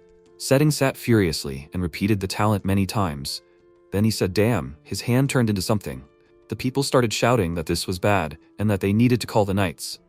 He said that he would take his talent for himself. Sometime later, a train was traveling to the Empire. Sirikal was traveling on this train. A girl was sitting opposite her with her mother. The girl started screaming that the doll was broken. The mother replied, what to do if she doesn't have sewing tools? Then the man sitting next to her said that she doesn't need tools. He asked for a doll. The girl held out her hands with the doll to him. He passed his hand over the doll, saying that if something is broken, you can do it like this. Sarika thought that she had seen this method before. Then the man replied that everything was ready. The girl was delighted with this and asked, is he a wizard? He replied, no. Then she held the doll out to him and asked, then maybe he is a toy maker? He replied, something like that. Her mother thanked him because he had helped a lot. He replied that they shouldn't worry. After all, he just can't ignore misfortune. Sarika looked at his hand and asked him, is he famous and a blacksmith? After all, his right hand is a golden hand, right? She thought that Vil had a special power on his right hand. Does this man have the same power? Then she turned to him and apologized for being abrupt, saying that he could not work for her company. He replied that he had heard that Hassan's company was in a terrible state. She thought, how did he know the name? He apologized and added that he would not join any organization. After all, he was on his way to create something. She thought that he looked like Vil, then replied that she understood everything. Then she added that she even had a child in her belly and she could not do anything. He slightly turned his head towards her and asked, a child? That's great. Among the creations of man, this is one of the most interesting. She turned to him and asked, creations? Then he held out a candy and told her to take it. He added that if she ate it, her heart would be lighter. After all, he could not ignore misfortune. She took it and thanked him and thought that she needed more than candy. Then she put it in her mouth and it felt like she was in a field of flowers. She thought, what is this? She feels so happy. The man said that he was getting off. The girl's mother said that they didn't stop until the final stop in the capital of the empire. He said that everything was fine and thanked her for her concern. Then he turned to the girl and told her to take care of the doll. Then he said goodbye to her. The mother watched him go. Then she said that he was so good. And at that moment, the train began to collapse. The train completely collapsed and all the people died. The man who fixed the doll stood and watched this and then said, excellent, simply wonderful, a tragedy created by the family of 7 happinesses. Sometime later, the main character and his team flew over this place. He noticed something wrong on the ground. He decided to bring it down to the ground. When he saw it, he was very shocked. He began to examine it and said that it was terrible. Boro asked him if they would wait for the Empire's rescue squad. Lowry asked, "We need to take out the wounded, right?" He told her to wait. Then she told him that if they did not hurry, there would be casualties. MC took his hammer and activated his ability and said that so he would finish it quickly. People had cardiac arrest, someone was pregnant, 3 had a brain hemorrhage, rupture of internal organs. The situation with the damage is clear. He used full restoration. Immediately, people came back to life and the train was restored back. It was like new. Boro happily said that the train returned to normal. Then she ran to the protagonist and hugged him, saying that it was amazing. He was able to fix everything in one time. MC looked at his hammer and replied that he thinks it's all because his level increased. But people's smiles are a better reward than any level. Then they wanted to fly away, but he saw Sirikal. He was very surprised. Then she fell to her knees and began to bow and ask for forgiveness, added that she was really guilty. MC approached her and extended his hands to her and told her to get up, adding that the passengers would undergo a detailed examination in the capital's hospital. But she is pregnant, so she will be sent first. She said that she was wrong and tearfully asked him for forgiveness. She was lying on the ground, and someone from the crowd said, "Little sister." The protagonist said that women and children should be sent first. The rest should wait for the rescue team. When they sent them on the dragon, MC looked at the train and said, "Well then." Then they came to this train. He sat down and began to look at the wheels. Then he said that it was strange. There were no anomalies on the railway. Someone had set it all up using magic. They entered the train, and Boro asked him, "What happened?" He noticed the fog and was very surprised. Then he asked her if she saw it. She replied that she did not see anything. Then he went to the exit of the carriage and said that it meant only he saw it. The black fog was stretching out. He assumed that it was most likely stretching from the people who flew away on the dragon. Then he added that he had a bad feeling. He started running and shouted that they were returning to the capital immediately. After some time, he was holding her in his arms. They were standing in front of the hospital. He said that he thought so. It was stretching straight inside the hospital. Then, Boro stood on the ground and happily said that the teleportation crystal was very fast. They went inside the hospital, and MC said that not only he, but also the people in the hospital did not notice this fog. It let up. Sirikal noticed it and said in surprise, "Vil?" They came to the door, and he said that this is the source. This door and the whole room were in a black fog. There was a girl sitting there looking at her mother, and she said that her mother had stopped moving. Boro ran to the girl and asked if she was okay. The protagonist shouted at her to stay back. He then asked if she could see what the girl was holding in her hands. Boro asked, "A doll?" MC replied that it was a cursed item, the same type of curse as the poor lion. It brought misfortune to those around her. He then walked up to the girl and asked if she would lend him the doll for a minute. The girl replied, "No." He then extended his hand to her and told her not to be afraid. He was a doctor for dolls. She asked him too? The protagonist thought, "Also?" He then said, "Isn't the doll in pain in this state?" and offered to fix it. She pushed the doll towards him, and he thought, turning a doll that a child cherishes so much into a cursed item? Unforgivable. He will destroy it and rebuild it. He swung his hammer, hitting the doll, and the doll was fixed.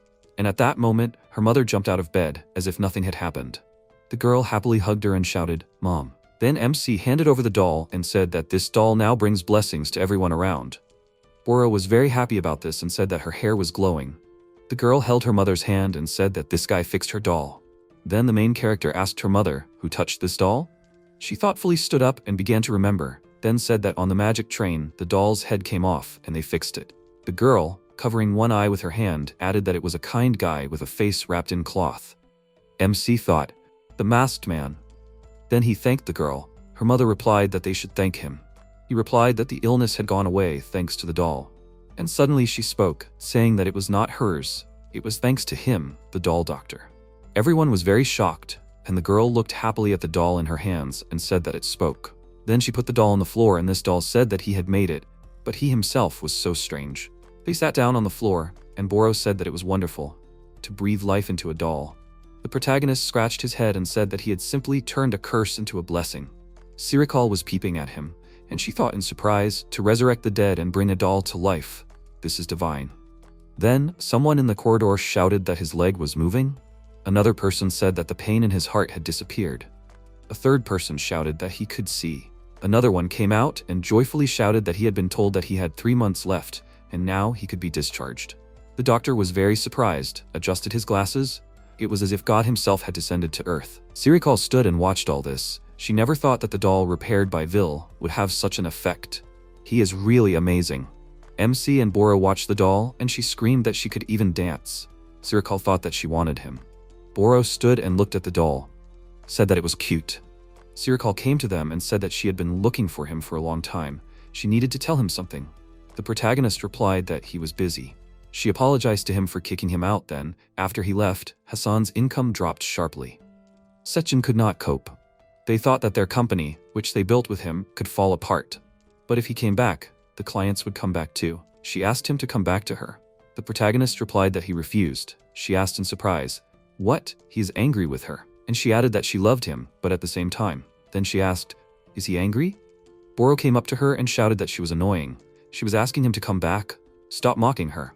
Sirikal fell to the floor and then she asked, "What does she have to do with it?" Then she stood up, asked furiously, "Is this girl from another company? Some kind of incomprehensible trash?" She answered that she was the one whose life he saved. She understands him better than anyone. Sirikal asked in surprise, "What is this? Does he already have another?" His traitor. Boro shouted furiously that she betrayed him. She herself abandoned him. In any case, the protagonist has a great mission. He does not have time for it and asked her to leave. Sirikal fell to her knees and bowed, saying that she can no longer do anything. She is asking him to come back. Does he not care if Hassan disappears? He replied that it is too late. Besides, this is her company. She said so herself. That her success is her merit and he has nothing to do with it. So it is her job to solve problems. There is nothing between him and her anymore.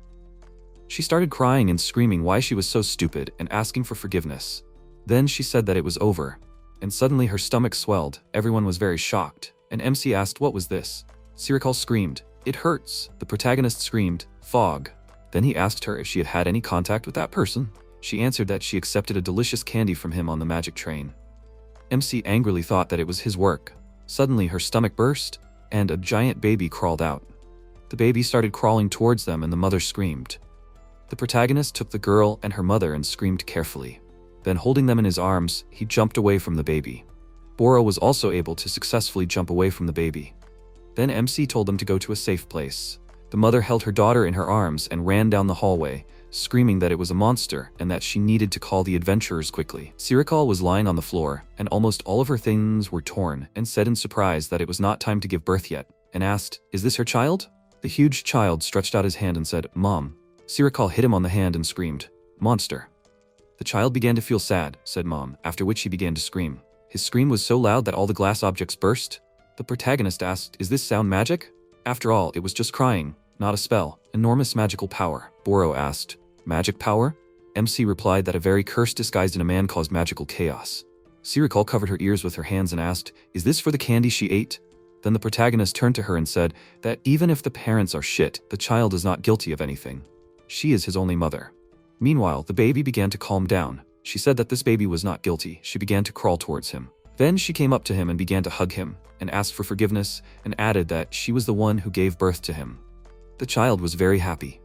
They hugged, and he answered Mom. Meanwhile, the adventurers arrived, and one of them shouted "Frog Monster," and called on everyone to attack him.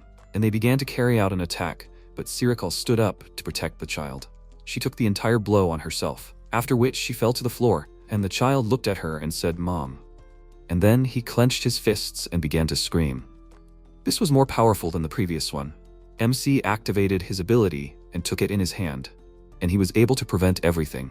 The adventurers were very surprised. One of them asked what happened. He was told that everything returned to normal. The protagonist stood with his back to them and said that they were bastards, adventurers. What are they doing to the child? They were very scared of the main character and ran away and screamed for him to forgive them. Sirikal woke up and said, "It hurts." Then she thought, what happened to Vil? Then she came across a child who was already normal and said, "Mom." She brought her hand to her mouth and said, "Child." Then she picked him up and raised him up and said, "Did he take human form?" MC stood watching and thought, what if he left the magical energy inside? When will he learn to control it? Then the protagonist and Boro came back once and started to go out. Sirikal ran after them and screamed for him to wait. Then she left the room and thanked him for protecting her child. MC replied that it was not for her sake. Then she apologized for being such a fool. Then her child said, "Mom." She looked at him and said, "They are going home. Father Setin is waiting for them." Meanwhile, the royal capital, prison. Sechin was lying on the floor behind the bars, and the guards told him to sit quietly until he posted bail. Then he started to get up and said, "False master? He has talent." In the next cell, they shouted at him to be quiet and stop yelling. Then a man came up to him and said that it was a pity. He tried his best, and no one was looking. Sechin shouted furiously to give him something stronger. He wanted talent. He replied that he had already given him the most powerful weapon. Sechin replied that it was not enough, everyone was making fun of him. Then he turned towards him and said that then he would just take everyone's hands. He touched Sechin and a huge hand grew out of him. In the next cell, there was a man, and he was in a panic. He shouted for the knights to help him. He broke through the wall of the prison and went free, and started shouting that he would take their hands from each and every one of them. That sorcerer was hovering in the air and watching him, and telling him to show what he could do. Sechin started smashing the whole city and taking everyone's hands. Then he jumped and shouted that he could destroy buildings like wet paper. There were adventurers in front of him, and one of them pointed a sword at him and said that it was him, the fake master. He then shouted that he would make a destructive strike. Before they could do it, he took their hands away. They were all lying on the ground and screaming in pain that their skills were not working. Their hands were torn off. Sechin called them fools and added that theirs was now his. Then the Grandmaster ran towards him, shouting for him to go to the exit. He waved his hand to touch her, but she was able to successfully turn around. She then looked at him and said that protecting the city was her mission. She is an S-rank guildmaster. Sechin laughed at her. She then asked, "What?" Her hand was torn off. When she glanced at her hand, she was very shocked and began to scream. Her hands. He then grabbed her and said that he devoured her in her hands. Even the S-rank guildmaster became part of his hands.